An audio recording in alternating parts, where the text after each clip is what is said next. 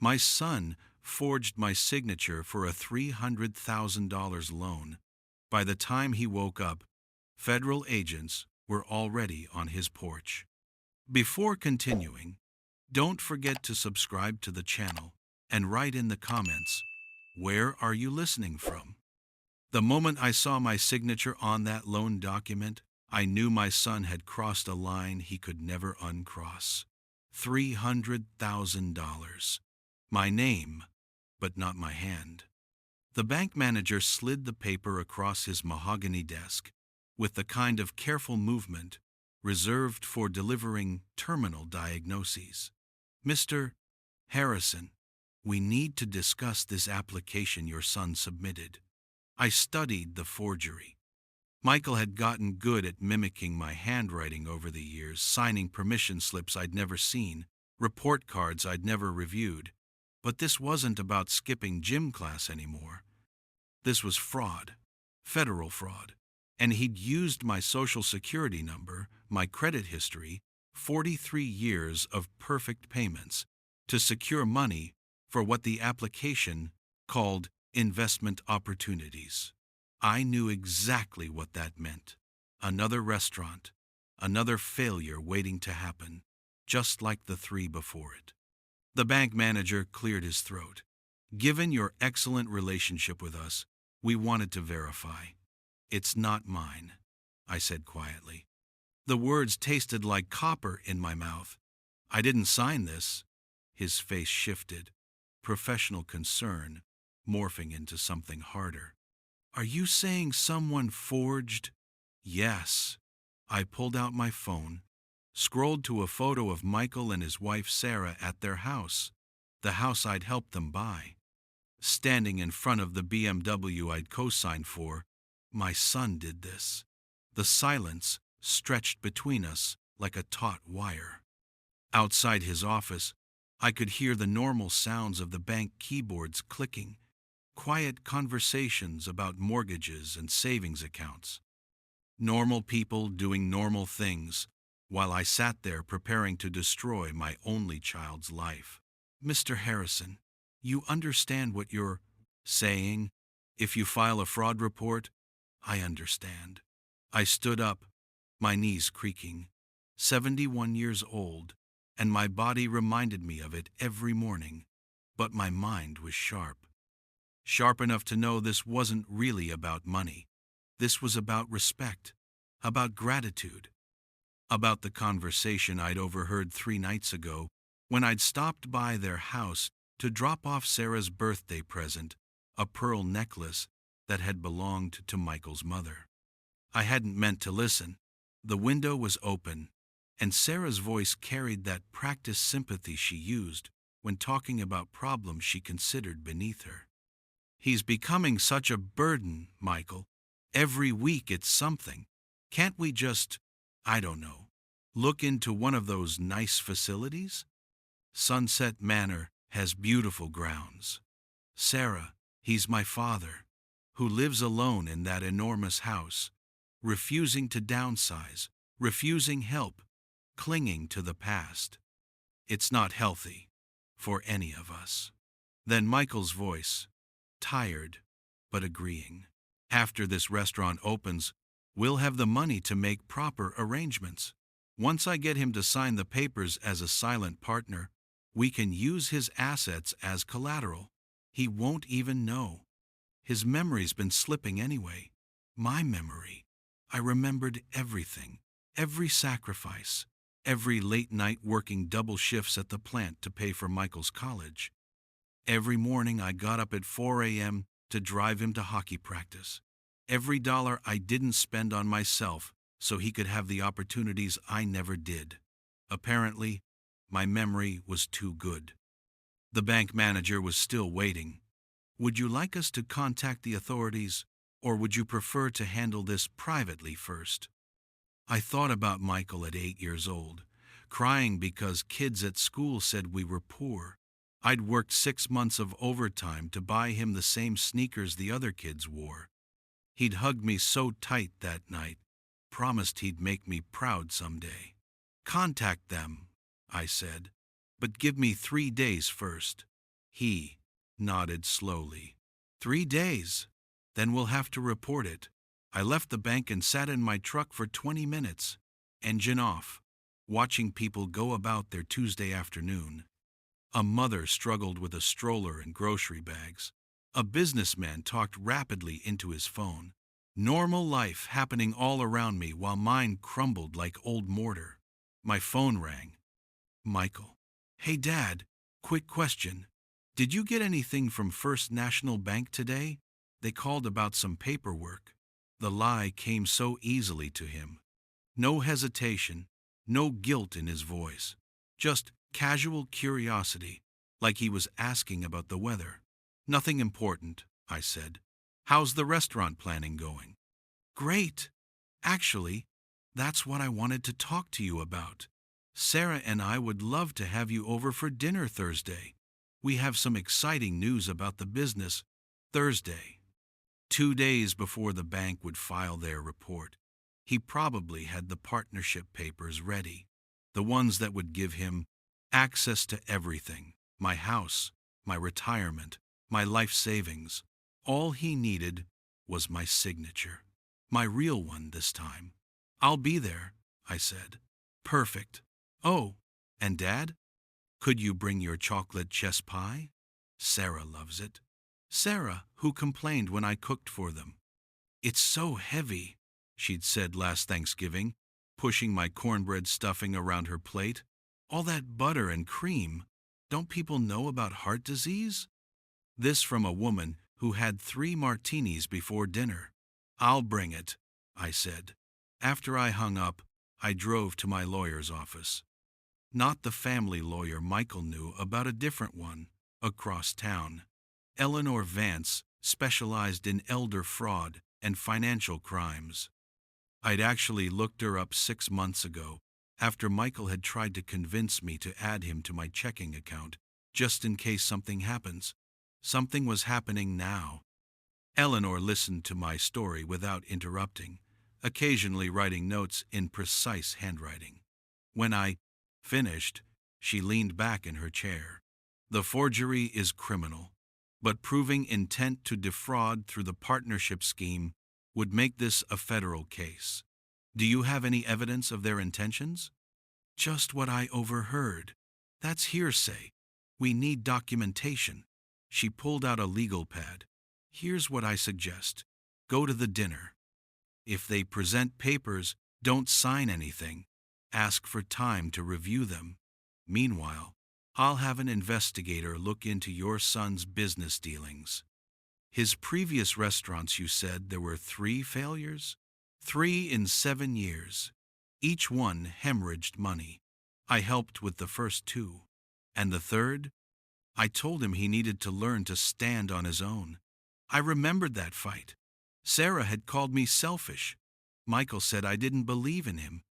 The truth was simpler. I couldn't afford to lose any more money.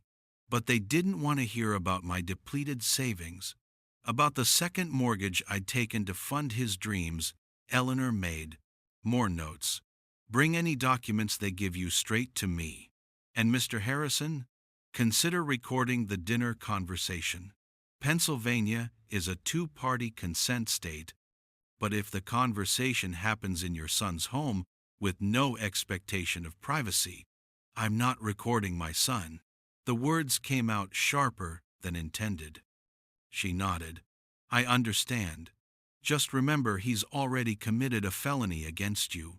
Whatever familial loyalty you feel, it's clearly not reciprocated. That night, I sat in my kitchen, the kitchen where I'd taught Michael to cook, where he'd done homework while I made dinner, where his mother had spent her last good days before the cancer took her, and I made a list. Not of grievances, but of numbers. College tuition, $47,000. First car, $8,000. Wedding costs, $32,000. Down payment on their house, $60,000. First restaurant investment, $75,000. Second restaurant loan, $40,000. Sarah's MBA, $55,000. Their credit card bailout, $23,000. Michael's DUI lawyer, $15,000. Total, $355,000, more than the forged loan. And these were just the big ones. This didn't include 20 years of smaller helps, groceries when they were short, mortgage payments when Michael was between opportunities, the cruise for their anniversary, the fertility treatments that hadn't worked. I looked around my house, the one Sarah thought was too big. 4 bedrooms, 2 baths, a basement workshop where I'd built Michael's treehouse pieces, later his science project boards, eventually furniture for his first apartment. Every room held memories. The dining room where we'd hosted 30 years of Thanksgivings. The living room where Michael had taken his first steps. The porch where his mother and I had sat every evening watching the fireflies and planning our boy's future. They wanted me in Sunset Manor. I'd looked it up online. Compassionate care in a community setting, 800 square feet, 1 bedroom, no workshop, no garden, visiting hours from 9 to 6, like a minimum security prison for the crime of aging. My neighbor, Jim, had gone to a place like that. His kids visited twice the first month, once the second month, then just holidays. He died 8 months after moving in. The obituary said, surrounded by loving family. But Nurse Roberta told me he died alone on a Tuesday afternoon, while his children were too busy to answer the phone. Wednesday, I went to the safe deposit box Michael didn't know about.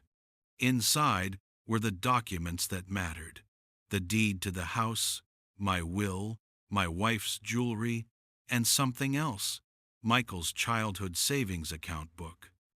He'd started it when he was 7, adding quarters from the tooth fairy, dollars from raking leaves.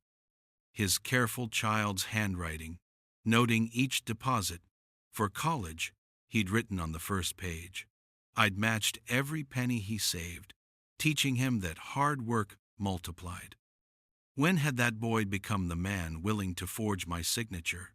I knew exactly when. It was when he met Sarah. Sarah came from money, or at least the appearance of it. Her father had been some kind of consultant, which seemed to mean he charged companies to tell them what they already knew. They lived in a house they couldn't afford, drove cars they leased, vacationed on credit cards they juggled like circus performers. But they knew how to look successful, and that's what mattered to Sarah. Michael had been working as a line cook when they met, happy in his apron, proud of his knife skills. He'd talk about opening a small place someday, nothing fancy, just good food at fair prices. Then Sarah convinced him he was thinking too small.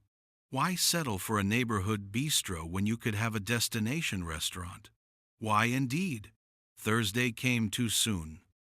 I baked the chess pie Wednesday night, using my mother's recipe, the one she'd brought from Tennessee. Michael used to beg for it on his birthdays. Sarah would eat it tonight and lie about how delicious it was, all while calculating how to get my signature on those papers. I arrived at their house at 6 sharp. It was a beautiful colonial in a neighborhood where the lawns looked like golf courses and the children all had French names. The mortgage payment was more than I'd made in 3 months at the plant, but they needed the right address for the right friends. Sarah greeted me at the door wearing a cashmere sweater that cost more than my monthly utilities. Dad. She'd started calling me that after the wedding, but it never sounded right. Like she was reading from a script. You look wonderful. Is that a new shirt? It wasn't. It was the same blue Oxford I'd worn to every family dinner for 5 years. But I smiled and handed her the pie. Oh, you shouldn't have. She was already setting it aside, probably to throw away later. Michael's in his office. Can I get you something to drink? Water's fine. She led me to the living room, all white furniture and abstract art that looked like someone had sneezed paint on canvas. No family photos, no warmth, just expensive emptiness. Michael emerged from his office carrying a folder. My stomach tightened. There they were, the papers that would transfer my life to them. "Dad!" His hug was longer than usual, tighter. Guilt, probably. Or maybe he was feeling for my wallet. "You're looking good. Still vertical," I said. Our old joke. But he didn't laugh. We sat down to dinner, some kind of deconstructed something that Sarah had learned to make at her cooking class. $12 a bite, and I was still hungry. They talked about their plans for the restaurant farm to table, sustainable, artisanal, all the buzzwords that meant charging $40 for a salad. "The location is perfect," Michael said, cutting his meat into precise squares. "Right in the arts district. The foot traffic alone will guarantee success." "That's what you said about the last one," I said mildly. Sarah's fork paused midway to her mouth. Michael's jaw tightened. "That was different," he said. "The pandemic killed that one. This time you forged my signature on a $300,000 loan." The silence was complete. Sarah's fork clattered onto her plate. Michael went white, then red, then white again. "I don't know what you're talking about." I pulled out my phone, showed him the photo I'd taken of the loan document. "The bank called me. They know it's fraud. They're giving me 3 days to decide whether to press charges." Sarah found her voice first. "Michael, what is he talking about?" "It's a misunderstanding," Michael said quickly. "Dad, I was going to tell you. It's an investment opportunity. I was going to make you a partner. The papers are right here." He pushed the folder toward me. "The papers that would make me liable for the loan, but give you full control of the assets. That's not, you don't understand business." "I understand theft." I stood up. "I understand that you think I'm a burden. That Sarah wants me in a home. That you think my memory is failing." Sarah gasped. "You were eavesdropping?" "My hearing still works fine." Unlike my apparently declining mental faculties, Michael stood too, the businessman now, trying to salvage the deal. "Dad, let's discuss this rationally. You're 71. That house is too much for you. Your retirement funds are just sitting there. Why not invest them in something that could benefit all of us?" "Benefit you, you mean? We're family." "Are we?" I looked around their showpiece dining room. "When's the last time you visited without wanting something? When's the last time you called just to talk?" "That's not fair." "We're busy. Too busy to call, but not too busy to commit federal fraud." Sarah stood, her face flushed with wine and anger. "How dare you come into our home and make accusations?" "Your home?" I laughed, but there was no humor in it. "Check the deed, Sarah. Check whose name is on it. The down payment came from my retirement account, the account Michael now wants to drain." She turned to Michael. "What is he talking about?" Michael's mask finally cracked. "It's not like that. Dad, you have more than you need. The house alone is worth $800,000. Your retirement account, your investments, you're sitting on almost $2 million while we're struggling." "Struggling?" I looked at Sarah's cashmere, at Michael's Rolex, at the keys to the BMW on the counter. "This is struggling? You don't understand the pressure we're under," Sarah said. "The mortgage, the car payments, the social obligations." "Social obligations?" I repeated the words slowly. "Is that what I am? A social obligation?" "Of course not," Michael said quickly. "Dad, you're twisting everything. We love you. We want what's best for you. Sunset Manor is what's best for me." They exchanged glances. Caught. "It's a beautiful facility," Sarah said weakly. "It's a warehouse for the inconvenient elderly." I pulled out my own folder, the one Eleanor had prepared. "But you won't have to worry about that anymore." Michael frowned. "What do you mean?" As of tomorrow, you're no longer my power of attorney. You're no longer the beneficiary of my will. The house, the money, everything, it's going to the hospice where your mother died. They actually care for people there. The room erupted, Sarah shrieking about unfairness, about everything they'd done for me, though she couldn't name a single thing. Michael alternating between threats and pleas, businessman then son, trying every angle to salvage something from the wreckage. I walked to the door, their voices following me. "You can't do this!" Michael shouted. "I'm your son!" I turned back.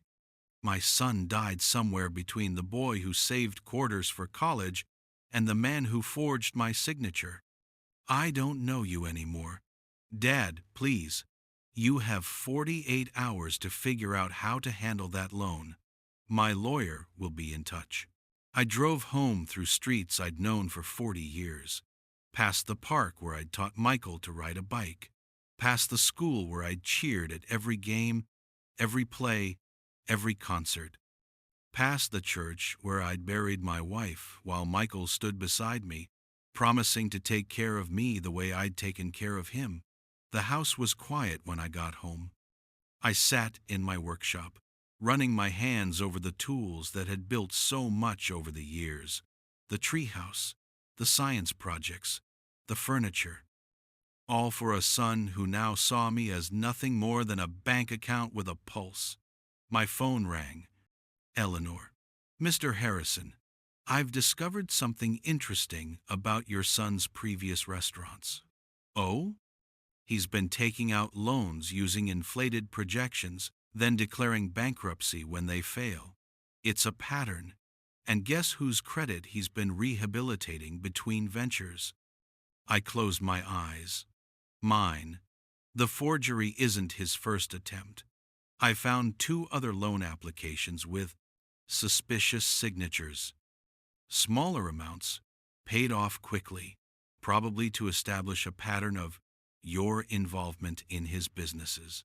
Why didn't the banks catch it? Because the loans were paid. No one investigates success. It's only when they fail that people start looking closely. And this one would fail too.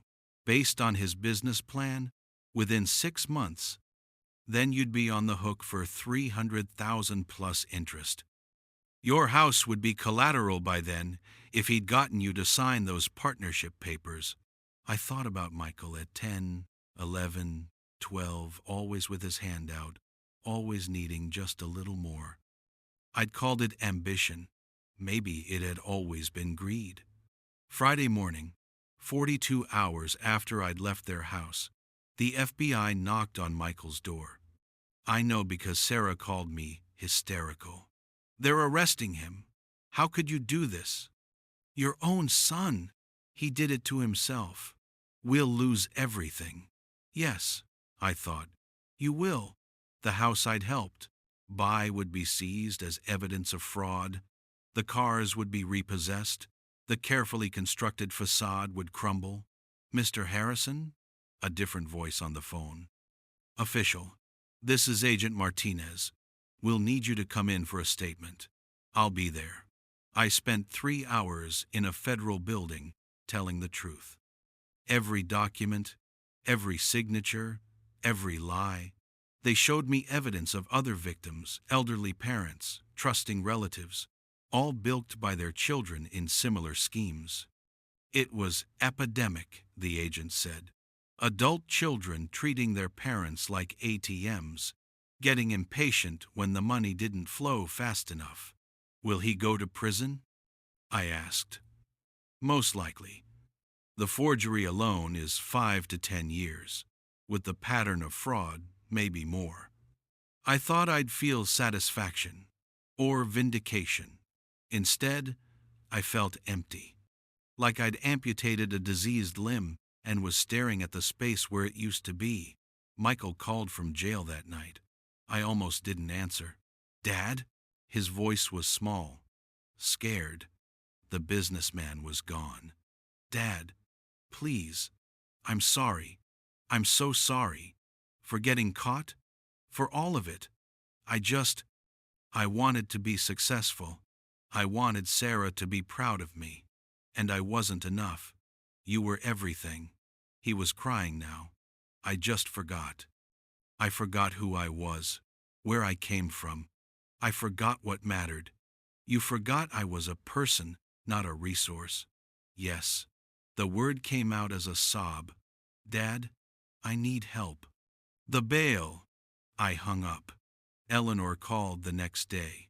The FBI has frozen all of Michael's assets. Sarah's attorney is already filing for divorce. That was fast. Apparently, she had a prenup.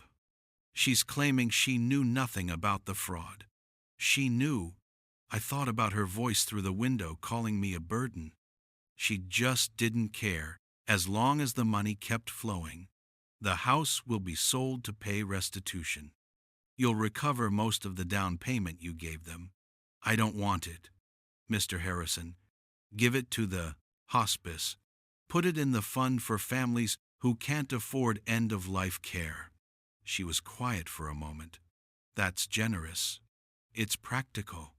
I have enough. And I did.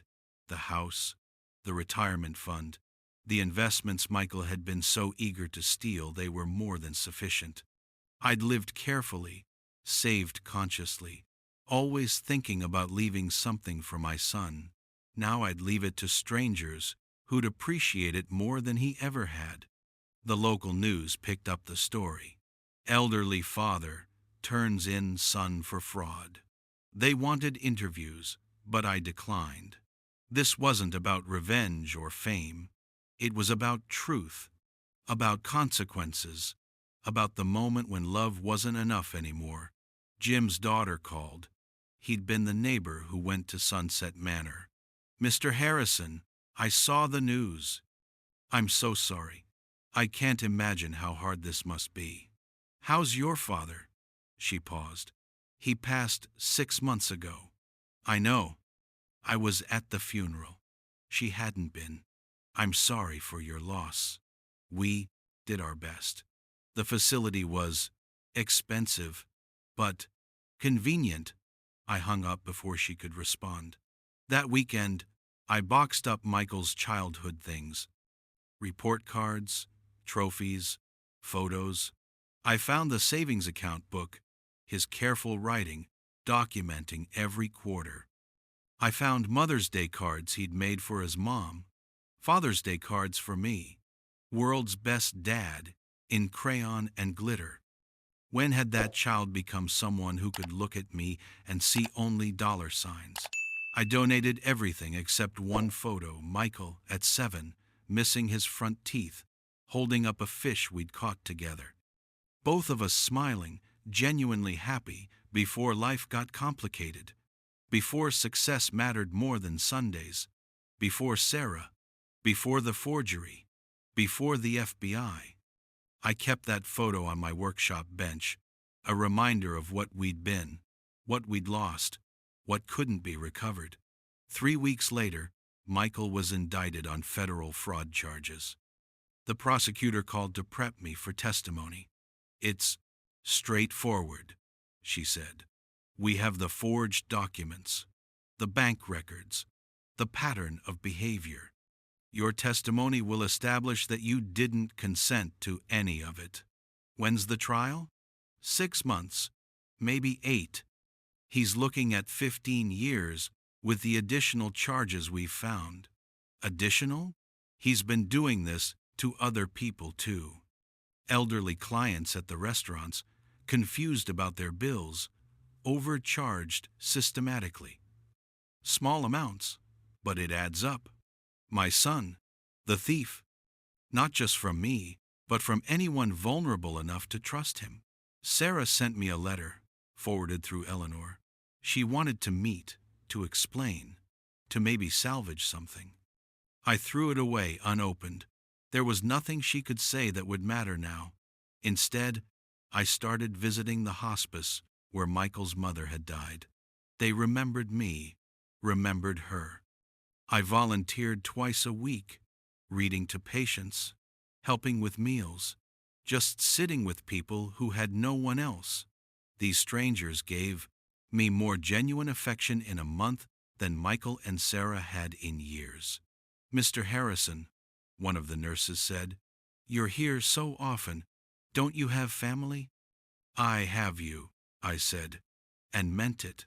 One patient, Mrs. Chen, became particularly dear to me. She'd been abandoned by her children too, left to die alone while they fought over her property. We'd sit together in the garden, not talking much, just existing in comfortable silence. "My daughter says I'm stubborn," she told me one day. "Says I should have sold the house years ago, given them the money. What do you say?" I say I worked 40 years for that house. Every nail, every board, every payment. Why should I give it to someone who can't even visit me? "You shouldn't," she smiled. "Your son is in the news." "Yes, you did the right thing. It doesn't feel right. Right rarely does." She patted my hand with fingers twisted by arthritis. "But necessary? That's different." Michael's trial began in September. I sat in the witness stand and told the truth. All of it. His lawyer tried to paint me as vindictive, senile, confused, but the evidence was clear. The signatures didn't match. The pattern of fraud was undeniable. I looked at my son as I testified. He'd lost weight, his expensive suit replaced by a federal jumpsuit. Sarah wasn't there. She'd already moved on, married some pharmaceutical executive she'd been seeing on the side. Michael was alone, finally understanding what that felt like. "Did you ever give your son permission to sign your name?" the prosecutor asked. "Never." "Did you know about the loan?" "Not until the bank contacted me." "What did you do then?" "I reported it to the FBI." "Your own son?" "My son would never have done this." I looked directly at Michael. "This man is a stranger who happens to share my DNA." The jury deliberated for 3 hours. Guilty on all counts. 12 to 15 years in federal prison. Michael sobbed as they led him away. I left through the back door, avoiding the media, avoiding the questions about how it felt to destroy my own child. He'd destroyed himself. I just refused to be collateral damage. That night, I sat in my too big house and opened a bottle of wine Michael had given me for my 70th birthday. Probably bought with my money, I realized. Everything had been bought with my money, one way or another. The phone rang. An unknown number. "Mr. Harrison, this is Jennifer Walsh. I was engaged to Michael. Years ago, before Sarah. I remembered her. A sweet girl. A teacher. Michael had broken up with her because she lacked ambition. I'm sorry about everything," she said. "I wanted you to know that the Michael I knew, the one I loved, he was real. He was kind and generous and devoted to you. I don't know what happened to him. Sarah happened. No." Her voice was firm. "Sarah revealed him, but the greed was already there. I saw it. The way he'd count money at restaurants, calculating tips to the penny.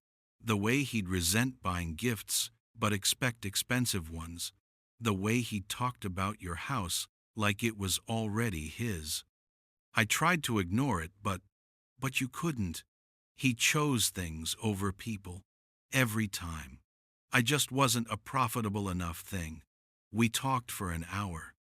She told me about the Michael she'd known, the one who was already disappearing when they dated, how he'd started lying about small things, then bigger ones, how he'd borrowed money from her friends and never paid it back, how she'd known even then that something was broken in him. "I thought about warning Sarah," she said. "But would she have listened? She would have married him anyway. She saw what she wanted to see. We all did. After we hung up, I felt lighter somehow. It wasn't just me. Other people had seen it too, the slow corruption of my son's character. I hadn't failed as a father. He'd failed as a human being. The next morning, I put the house on the market. Not because Michael and Sarah had wanted me to, but because they were right about one thing: it was too big for one person. Too many rooms full of ghosts. Too many memories of the family we'd pretended to be. I bought a smaller place near the hospice. 2 bedrooms, a workshop, a garden. Everything I needed, nothing I didn't. The rest of the money from the sale went into a trust for the hospice, specifically for patients whose children had abandoned them. Mrs. Chen died 2 weeks after I moved. She left me her house, the one her children had been fighting over. I sold it immediately and added the money to the trust. Her children threatened to sue, but Eleanor handled them. Apparently, Mrs. Chen had documented years of neglect, recorded phone calls of them discussing how to have her declared incompetent. They retreated quickly when faced with potential elder abuse charges. 6 months into Michael's sentence, I got a letter. Not from him, he knew better than to contact me directly. From his cellmate, writing on Michael's behalf. He wanted me to tell you he understands now. Being powerless, having everything taken away, being reduced to a number in a system. He says he's sorry. He says he loves you. He says he knows it's too late. I didn't reply. Instead, I took the photo from my workshop, 7-year-old Michael with his gap-toothed grin, and buried it in the garden behind my new house. I planted roses over it, the kind his mother had loved. Something beautiful growing from something lost. The trust fund grew.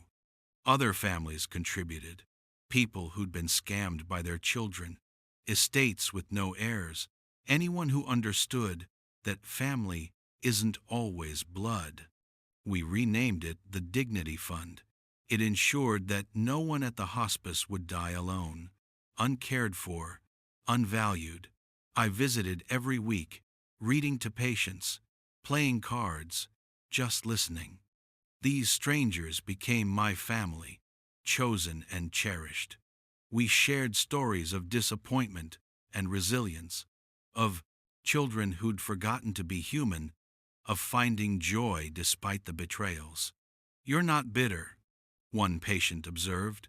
Bitterness is a poison you drink, hoping others will suffer, I said. I chose to put the poison down. Michael served 10 years of his sentence. Sarah had long since moved on, married and divorced twice more, each time trading up financially until she landed a hedge fund manager with a prenup she couldn't break. Jennifer, the ex-fiancée, sent me Christmas cards with photos of her real family, a husband who taught alongside her, 2 kids who looked happy in thrift store clothes. The day Michael was released, Eleanor called. He's been asking about you. He wants to reconcile. No, he seems genuinely changed. Good for him. But that's his journey, not mine. You don't want to hear him out?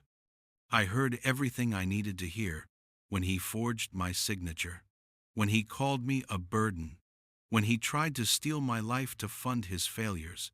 She didn't push. She'd seen too many elderly clients pressured into forgiving unforgivable things in the name of family.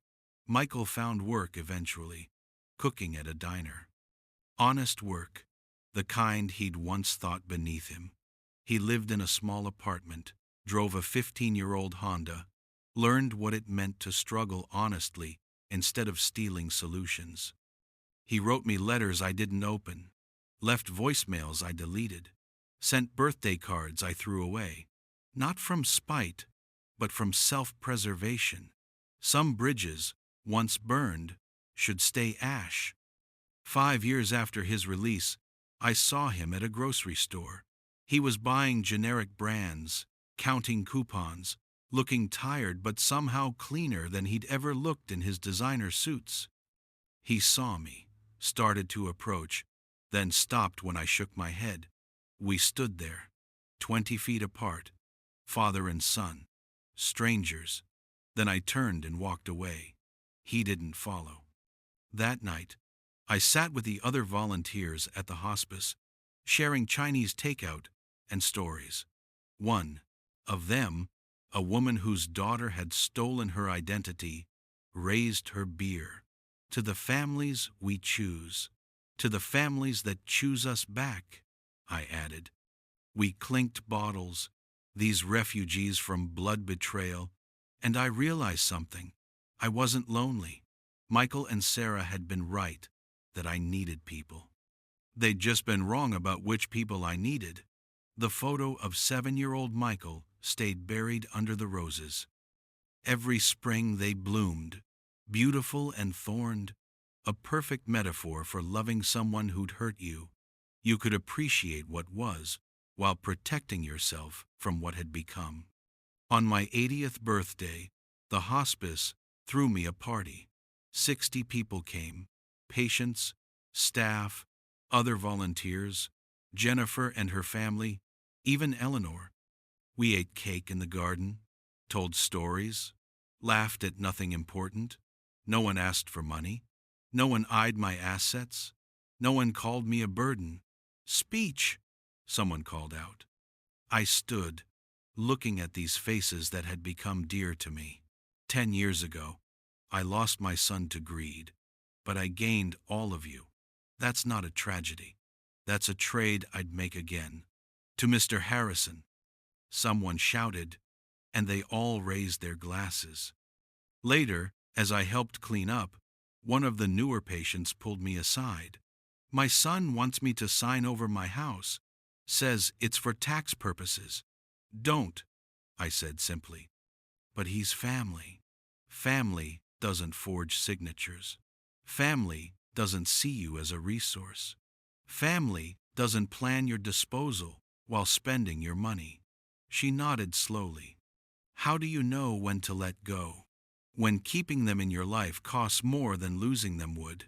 Your son is a stranger who once lived in my house. I handed her another trash bag. The people here, who owe me nothing and ask for nothing except my presence, they're my family now. She smiled sadly. It hurts, though. Yes, I agreed. But it hurts less than being robbed by someone you raised. That night, I went home to my small, perfect house. No mortgage, no lies, no theft, just peace. The roses were blooming early, red as blood, beautiful as the love I'd once had for my son. I picked one, careful of the thorns, and put it in a vase on my kitchen table. The phone rang. Unknown number. Mr. Harrison. An unfamiliar voice. This is Tom Walsh, Jennifer's husband. She wanted me to call. She's been diagnosed with cancer, stage 4. She wanted you to know she's naming you in her will as guardian for the kids if something happens to us both. I sat down hard. What? She says you're the only parent she trusts. The only one who chose truth over comfort, protection over enabling. She wants our kids to know someone like that exists. Tom, I'm 80 years old, and you're more family to us than our actual families. Will you at least consider it? I thought about Michael, about failure, about the weight of raising children who could become strangers. Then I thought about Jennifer's kids, who sent me handmade Christmas cards and called me Grandpa Harrison even though we shared no blood. Yes, I said, I'll consider it. After I hung up, I looked at the rose on my table. Beautiful and thorned, like all love should be. Protected and protecting. I thought about Michael, wherever he was, whatever he'd become. I hoped he'd learn to earn instead of steal, to give instead of take, to be genuine instead of performing success. But mostly, I didn't think about him at all. I thought about tomorrow's hospice visit, about Mrs. Patterson who was teaching me cribbage, about the new volunteer who made terrible coffee but wonderful conversation. I thought about Jennifer's children, about the trust fund that now helped dozens of abandoned elderly, about the roses that would bloom every spring regardless of what was buried beneath them. The house was quiet, but not empty. It was full of chosen peace, earned solitude, purposeful silence. Sarah had been wrong. This wasn't loneliness. This was freedom. Freedom from users disguised as family. Freedom from the exhaustion of being seen as a resource. Freedom to love people who loved me back, not for what I had, but for who I was. Somewhere, Michael was learning that lesson too late. The FBI hadn't just arrested him, they'd stripped him of every pretense, every facade, every lie he'd used to build his false life. In federal prison, you couldn't pretend to be successful. You couldn't forge your way to respect. You had to earn everything, even safety, even solitude, even a moment's peace. I'd visited him once, 3 years into his sentence. Not out of forgiveness, but curiosity. He looked older, harder, but somehow more honest. Prison had burned away the pretense, left only the core of who he was. A man who'd chosen greed over gratitude, things over people, performance over truth. I understand now, he'd said through the glass partition, what I took from you. You didn't take anything, I'd replied. You tried to steal it, but stealing and taking aren't the same. I gave you everything freely until you tried to make it theft. I'm sorry. I know. Can you forgive me? I already have. Forgiveness doesn't mean reconciliation. I forgive you to free myself, not to free you. Then what am I supposed to do? Learn. Become someone worth knowing. But not for me. I won't be around to see it. Do it for yourself, for the possibility that somewhere, someday, someone will trust you again. Will you ever trust me? No. The word hung between us like a door closing. Trust, once shattered at that level, doesn't rebuild. It scars over, functional, but never the same. I'd left him there, understanding, flooding his face. Some lessons cost everything to learn. Now, 5 years later, I heard he'd opened a small breakfast place. Nothing fancy, just eggs and coffee and honesty. He lived above it, worked every shift, paid his taxes, kept his head down. The Michael who'd wanted to impress everyone with artisanal this and imported that was gone, replaced by someone who understood that honest work was the only real success. Good for him, but it wasn't my concern anymore. My concern was the hospice, the patients who'd become family, the volunteers who'd become friends, the trust fund that turned abandonment into care. My concern was Jennifer's children, who might need me, who'd already learned that love was action, not words, that family was chosen, not defaulted to. My concern was the roses in my garden, growing beautiful and protected, thorns warning that beauty didn't mean weakness, that softness could still defend itself. The phone rang again. Eleanor. Mr. Harrison, I wanted you to know Michael's been asking about the trust fund, not to take from it. He wants to contribute. No, he's not asking for contact. He just wants to put money in anonymously. The fund is for people whose children abandoned them. He doesn't qualify as a donor, even if he's genuinely trying to make amends. Especially then, amends aren't about the person you wronged. They're about your own conscience. He can donate to any other charity. This one is for victims, not perpetrators seeking absolution. She sighed. You're still angry. No, I'm protective. There's a difference. I protect the fund, the patience, the peace I've built. That's not anger, it's wisdom. After we hung up, I made dinner in my small, perfect kitchen. Nothing fancy, just soup and bread, the kind of meal Michael would have sneered at in his pursuit of status. But it was warm and real and mine, untouched by lies or theft or forged signatures. That's what Michael never understood. Wealth wasn't about numbers in an account. It was about peace in your home, truth in your relationships, the ability to sleep without worrying someone was scheming to take what you'd earned. He'd thrown away real wealth, chasing its shadow. I thought about calling Jennifer, checking on her treatment, offering, what? Prayers? Money? Time? All of it, probably. Because that's what real family did. They showed up without calculating the return on investment.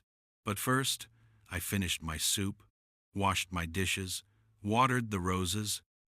Simple tasks, honest living, the kind of success that didn't photograph well but felt like everything. Tomorrow I'd visit the hospice. Mrs. Patterson would beat me at cribbage again. The new volunteer would make terrible coffee. Someone would need comfort, and I'd provide it, not from obligation but from choice. And somewhere, Michael would continue learning what I'd tried to teach him as a child, that love was not a resource to be exploited, but a gift to be earned, that family was not an entitlement, but a privilege, that trust, once broken, left scars that never fully healed. But mostly, I wouldn't think about Michael at all. I'd think about the roses, growing beautiful despite what was buried beneath them. I'd think about the families we choose, and the ones that choose us back. I'd think about Jennifer's children, about the trust fund, about all the ways love could exist without blood, without obligation, without the exhausting performance of pretending connection where none existed. The house settled into evening quiet. Not the oppressive silence of my old home, weighted with ghosts and expectations, but the peaceful quiet of a life deliberately chosen, deliberately protected, deliberately small enough to be real. I picked up the phone one more time, called Jennifer. "Mr. Harrison," she answered, tired but warm. "Tom told you?" "He told me. How are you?" "Scared. Honest. Determined to beat this thing. What do you need?" "Nothing. Everything. Just knowing you're there helps. That someone sees us, values us, would protect my kids if needed. Always. You know what's funny? Michael had everything, your love, your support, your money, and he threw it away. We have nothing from you except friendship, and it feels like everything. That's because it's real." "Yes," she agreed. "Real is worth more than all his forged signatures combined." We talked until she tired, about treatment plans and her children's school plays, and nothing important that meant everything. This was wealth being needed by people who didn't want your money, being trusted by people who'd earned that trust, being family to people who'd chosen you as carefully as you'd chosen them. After we hung up, I stood in my garden one more time. The roses caught the last light, red as blood, beautiful as pain transformed into something worthwhile.